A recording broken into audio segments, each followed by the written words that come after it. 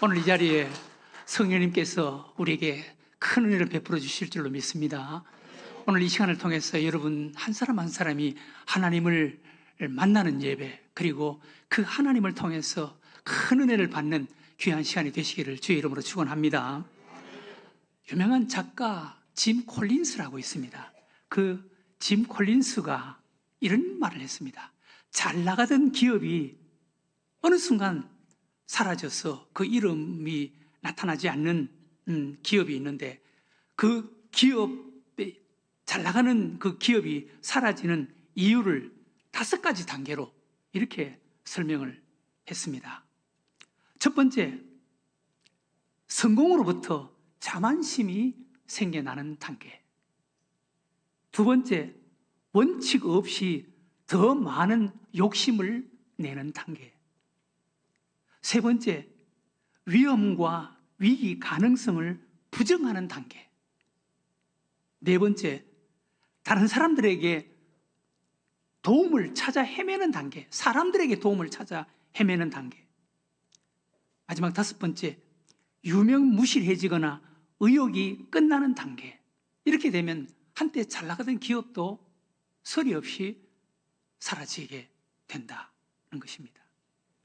그러면서 그가 이런 이야기를 했습니다. 기업에는 좋은 기업이 있고 위대한 기업이 있다. 고난이나 시련 속에 병들고 어려운 지경에 빠져 유명무실해지거나 생명이 끝나는 기업은 한때 좋은 기업이었고, 고난과 시련 속에서도 극복해내고 이겨내고 지속해서 성장하고 발전하는 기업은 위대한 기업이다 라고 말했습니다. 그러면서 우리는 좋은 가치관을 추구해서는 안 되고 위대한 가치관을 추구해야 한다. 이 짐 콜린스가 발견한 좋은 가치관과 위대한 가치관의 차이는 놀랍게도 겸손이라는 것입니다. 그가 발견한 겸손이란 단순히 부드러움을 의미하는 것이 아니라 자신을 알고 더 높은 목표를 가진 불타오르는 비전, 자신을 알고 자신의 그 약점을 채워가면서 더 높은 목표를 향해서 나아가는 불타오르는 비전, 이것이 진정한 겸손이라는 것입니다.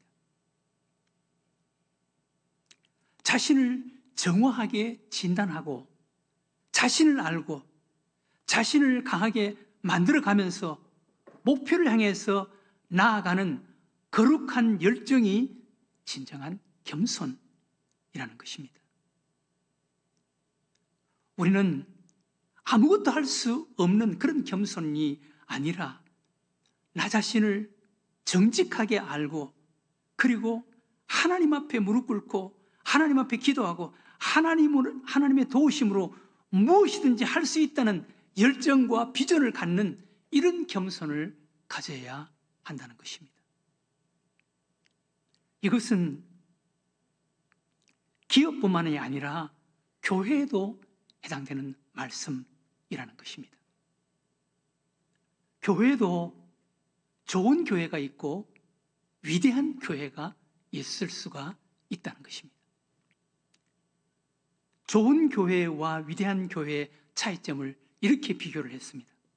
좋은 교회는 겉으로 나타나는 화려하고 요란한 외면적인 교회라면, 위대한 교회는 보이지 않는 내면과 본질이 건강한 교회.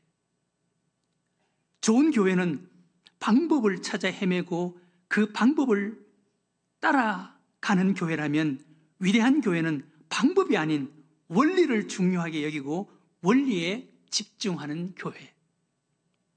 좋은 교회는 사람, 재정, 프로그램, 행사, 건물에 따라 움직이는 교회라면, 위대한 교회는 거룩한 목적에 따라 예수님, 성령님에 따라 움직이는 교회.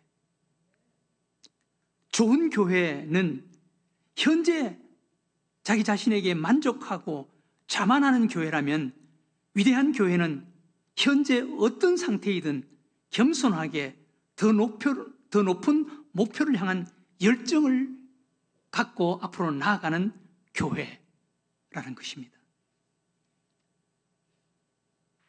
사도 바울은 일평생 동안 이런 마음의 자세와 태도, 각오를 가지고 살았습니다.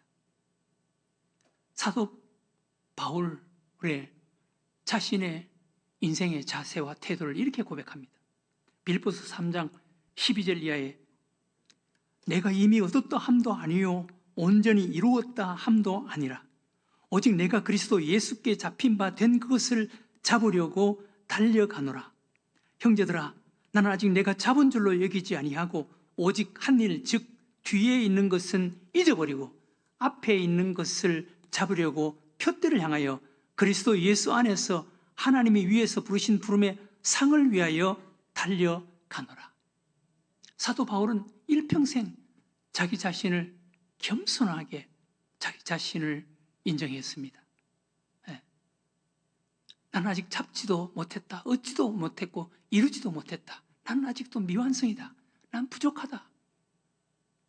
사도 바울이 빌립보서 쓸 때는 이미 사역의 후반기였습니다. 그때 사도 바울은 나는 아직도 잡지도 얻지도 이루지도 못했다. 난 부족하다. 라고 자기 자신을 인정했습니다. 그리고 자기 자신은 나는 높은 목표가 있다. 표대가 있다. 그 표대를 향해서 나는 달려가야 된다. 라고 고백하는 것입니다. 이렇게 자기 자신을 겸손하게 진단하고 겸손하게 알고 그리고 더 높은 목표, 예수 그리스도 안에서 높은 목표를 바라보고 그 목표를 향해서 끊임없이 몸부림치고 달려가는 이것이 진정한 겸손이라는 것입니다. 교회도 이런 교회가 되어야 한다는 것입니다.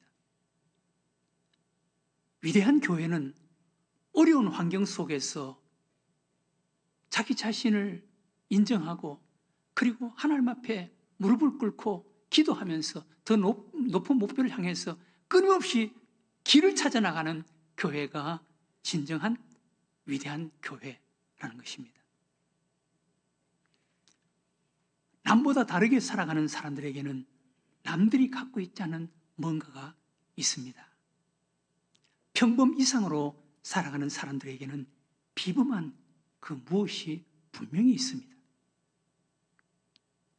성공한 사람들의 몸에 밴 10가지 습관이라는 것이 어느 책에 소개된 것을 읽어본 적이 있습니다. 성공한 사람들의 몸에 밴 10가지 습관, 여러분들에게는 몇 가지가 있는지 한번 생각해 보세요. 첫 번째, 무엇이든 메모한다.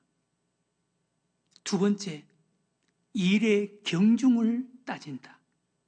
세 번째, 매일 운동을 한다. 네 번째, 작은 지출을 우습게 여기지 않는다. 다섯 번째, 하루를 빨리 시작한다. 여섯 번째, 책을 항상 곁에 둔다. 일곱 번째, 주변인에게 소홀하지 않는다. 여덟 번째, 매일 새로운 것을 배우려고 노력한다. 아홉 번째, 항상 긍정적인 생각을 하며 뭔가를 하려고 한다. 마지막 열 번째, 시간을 효율적으로 활용한다.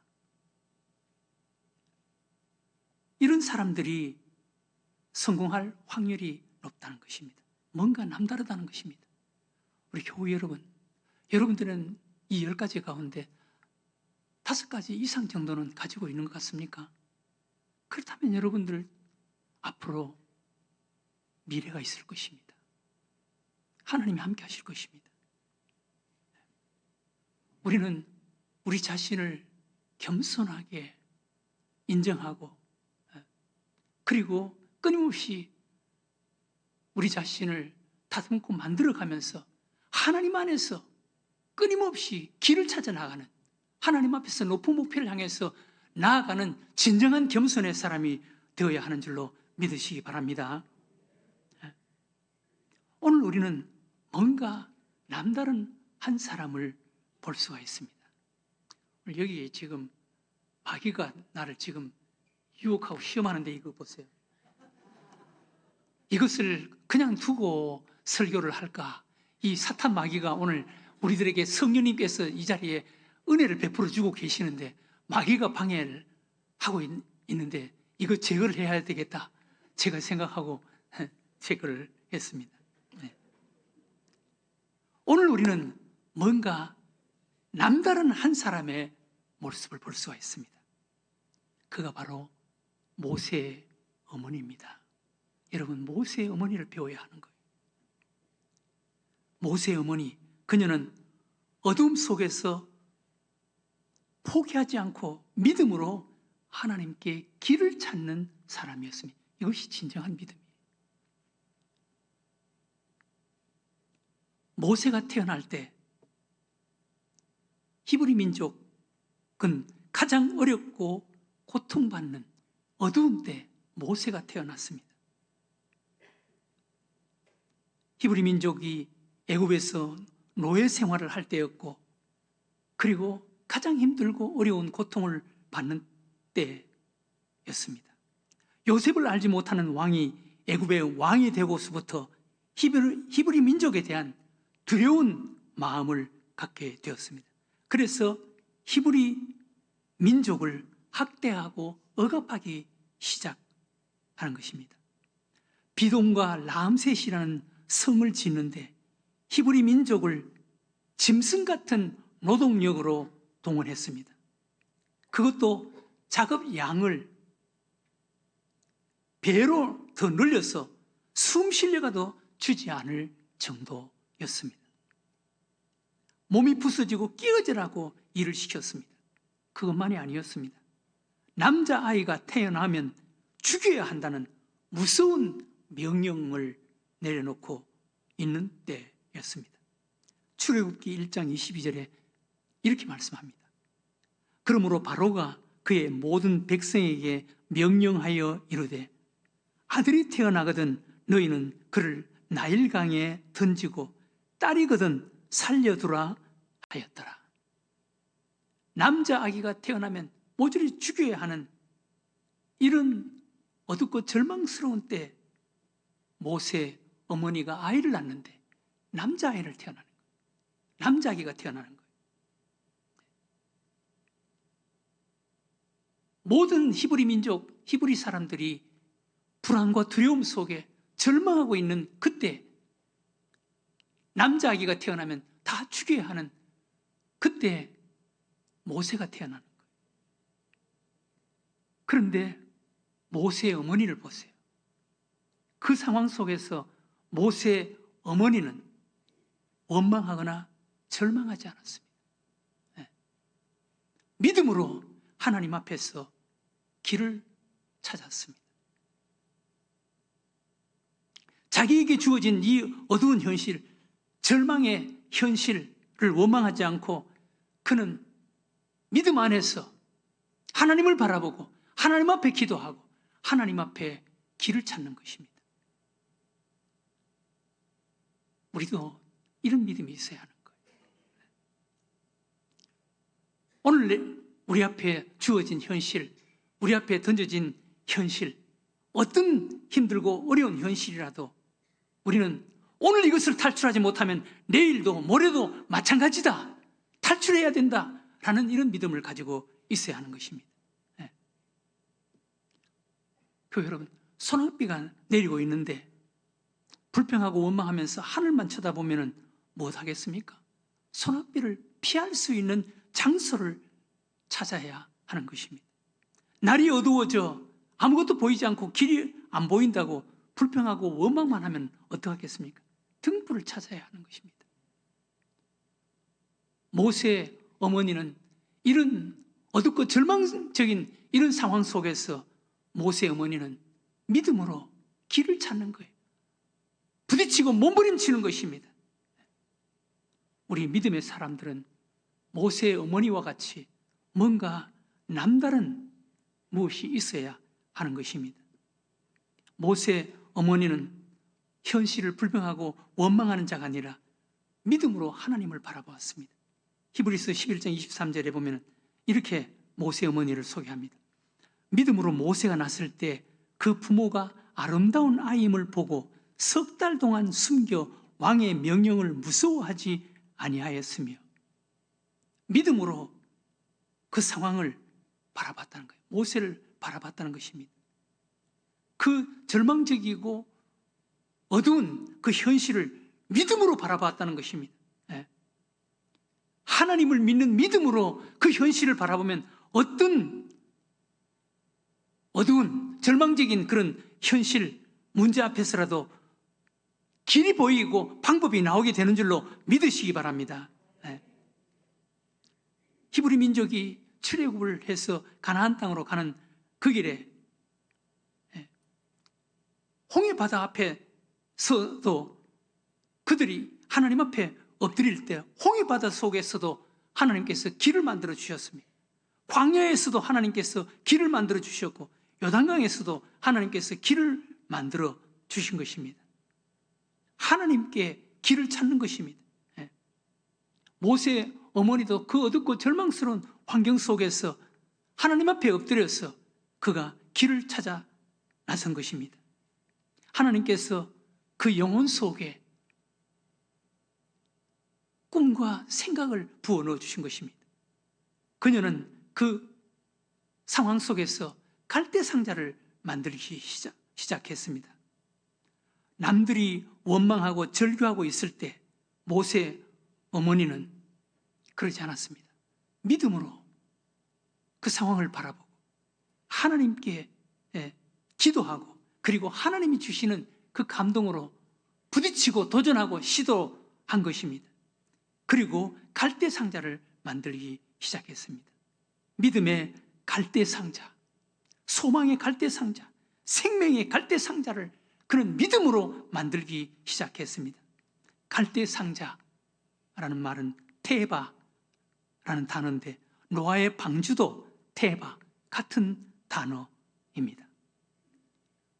그 크기와 규모는 다르지만 같은 테바, 방주인 것입니다. 노아도 그 노아의 배를 앞뒤로 역청을 발랐습니다. 모세의 어머니도 갈대 상자 역청으로 앞뒤를 발랐습니다. 세상의 오염, 세상의 공격으로부터 지키고 막고자 하는 그런 믿음을 가지고 앞뒤로 역청을 바른 것입니다. 노아의 방주와 그리고 모세 어머니의 이 갈대 상자, 이 두 개의 공통점이 있습니다. 노아의 방주와 모세 어머니가 만든 이 갈대 상자 두 개의 공통점은 첫 번째로 그 두 개는 엔진이 없었습니다. 또 하나는 핸들이 없었습니다. 하나님이 엔진이 되어 주시고 하나님이 핸들이 되어 주시는 것입니다. 여러분, 우리의 인생도 그런 자가 되어야 하는 줄로 믿으시기 바랍니다. 교회도 그런 교회가 되어야 되는 거예요. 힘들고 어려운 어둡고 절망스러운 상황 속에서 가만히 있는 자가 아니라 불평하고 원망하는 자가 아니라 믿음으로 부딪히고 도전하고 몸부림치는 것입니다. 그러면 하나님께서 우리들에게 길을 만들어 주시고 하나님께서 우리들을 인도해 주십니다. 하나님께서 만들어 주시고 우리를 인도하시는 그 하나님의 방법에는 우리는 엔진이 없습니다. 핸들이 없습니다. 하나님이 엔진이 되어 주실 줄로 믿으시기 바랍니다. 하나님이 핸들이 되어 주실 줄로 믿으시기 바랍니다. 교회는 노아의 방주가 되어야 되고 교회는 모세 어머니의 갈대 상자가 되어야 하는 것입니다.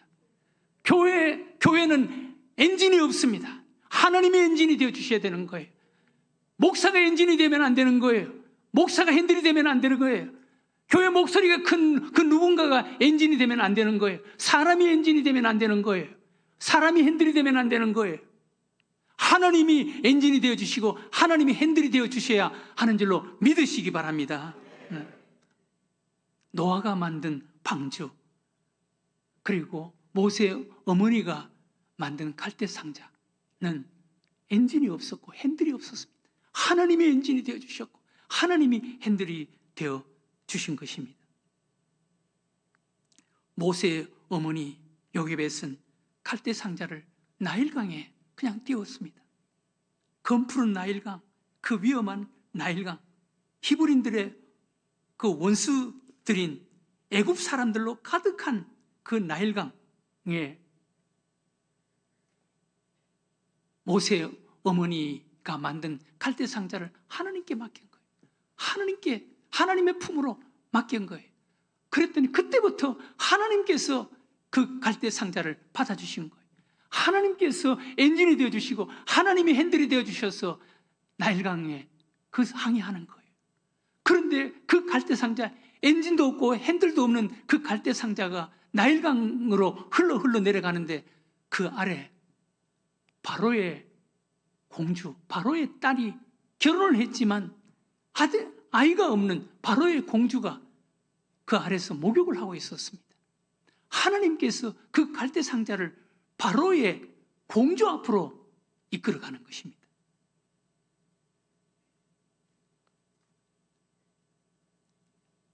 그리고 바로의 공주가 그 갈대 상자 뚜껑을 여는데 핏덩어리 어린아이가 거기서 엄마를 찾아서 울고 있는 거예요. 그 모습을 보는 순간 바로의 공주의 마음속에 불쌍한 생각이 들었습니다. 바로의 공주는 그 당시 히브리인들이 그들에게 얼마나 무서운 그런 존재들이었고 그녀의 그 아버지 바로 왕이 히브리 민족에 대한 적개심, 히브리 민족에 대해서 얼마나 그 두려운 마음을 가지고 히브리 민족을 억압하고 있다는 것을 알고 있었고 그리고 히브리 민족의 남자아이를 살려두면 어떻게 된다는 법도 이 공주는 알고 있었습니다.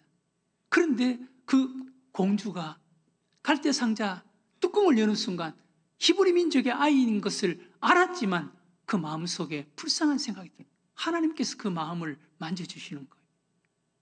출애굽기 2장 5절 6절에 이렇게 말씀합니다. 바로의 딸이 목욕하러 나일강으로 내려오고 시녀들은 나일 강가를 거닐 때 그가 갈대 사이에 상자를 보고 시녀를 보내어 가져다가 열고 그 아기를 보니 아기가 우는지라 그가 그를 불쌍히 여겨 이르되 이는 히브리 사람의 아기로다. 나일강에서 목욕을 하고 있던 바로의 공주가 그 갈대 상자를 발견하고 갈대 상자의 뚜껑을 여는 순간 어린아이를 바라보고 어린아이의 우는 모습을 보고 그 마음속에 불쌍한 생각이 들었다는 것입니다. 여러분, 이거 하나님께서 이끌어 가시는 하나님의 방법 아니겠습니까? 하나님께서 엔진이 없는, 핸들이 없는 그 갈대 상자를 하나님께서 이끌어서 바로의 공주 앞으로 이끌어 가셨고 그리고 하나님께서 바로의 공주의 마음을 만지셔서 히브리인의 아이인 것을 알면서도 불쌍한 생각, 모성애가 발동한 거예요. 불쌍한 생각이 들어서 이 아이를 살려줘야 되겠다, 이 아이를 내가 키워줘야 되겠다 라는 생각이 든 거예요. 이거 하나님이 하시는 방법 아니겠어요? 우리도 이렇게 인생을 사는 자가 되어야 하는 줄로 믿으시기 바랍니다. 교회는 이런 교회가 되어야 하는 것입니다.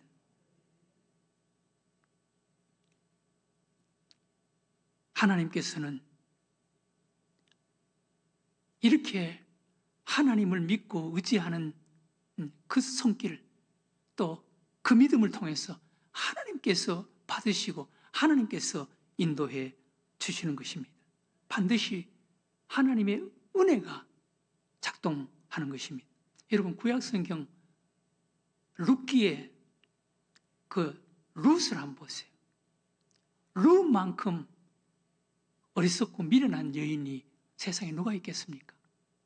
룻은 시어머니 나오미, 홀 시어머니, 그것도 과부가 된 자기 자신인데 시어머니를 따라서 시어머니 나라로 가겠다고 그렇게 고집을 부립니다. 시어머니의 나라, 유대 나라에 가면은 거기에는 전통과 법이 있는데 한 번 결혼한 사람은 시어머니가 낳은 형제 중에 한 사람이라야 결혼을 할 수가 있는 이런 법이 있었습니다. 거기 시어머니를 따라가면 평생 과부로 평생 홀 시어머니를 모셔야 하는 이런 상황이었습니다. 그럼에도 불구하고 이 룻이 시어머니를 따라가겠다라고 한 것은 시어머니의 하나님을 내 하나님으로 믿고 내 하나님으로 섬기겠습니다 라는 이런 믿음 하나 가지고 시어머니를 따라가겠다는 거예요. 시어머니를 따라서 시어머니 나라로 왔습니다. 시어머니를 섬기기 위해서 그는 아침 일찍 나가서 시어머니를 위해서 이삭 주기를 하는 거예요. 그런데 하나님께서 룻을 인도하시고 하나님께서 룻에게 은혜를 베풀어 주시는 모습을 여러분 한번 보세요.